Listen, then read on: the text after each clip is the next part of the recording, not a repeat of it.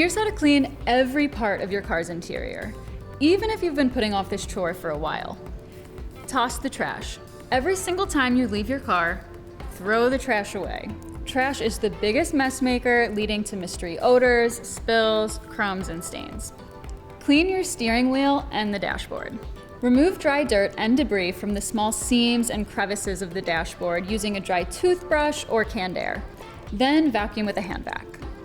Wipe down the steering wheel with a cloth dipped in water and just a drop of dish soap. Then dry it thoroughly. You can also use leather conditioning wipes on the steering wheel and on the leather seats to prevent cracking. For leather car seats, just wipe them down with a solution of 2 cups water and 5 drops of dish soap. Put your mixture in a spray bottle and set it on a fine mist. Spritz down the seats and wipe until completely dry. You can use the same leather conditioning wipes as you did on your steering wheel afterwards. To clean the center console, start by removing everything and tossing out any trash. Vacuum up crumbs with a hand vac or shop vac, getting into the crevices. In between deep cleanings, baby wipes can help clean up spills. If you have kids, prevent sticky messes by adding silicone cupcake liners to the cup holders in the back seat. To clean upholstered car seats, try a TikTok famous method. Use the Bissell Little Green portable carpet cleaner to remove years' worth of soaked up stains. Yes, even that coffee that you spilled months ago.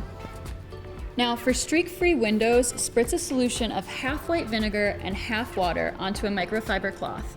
Then wipe down the glass.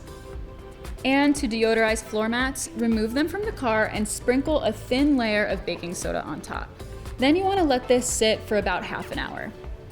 For tough set-in stains, apply a store-bought stain remover and follow the package directions. If there are any lingering odors in your car, leave a dish of baking soda with just a few drops of essential oil in the car overnight.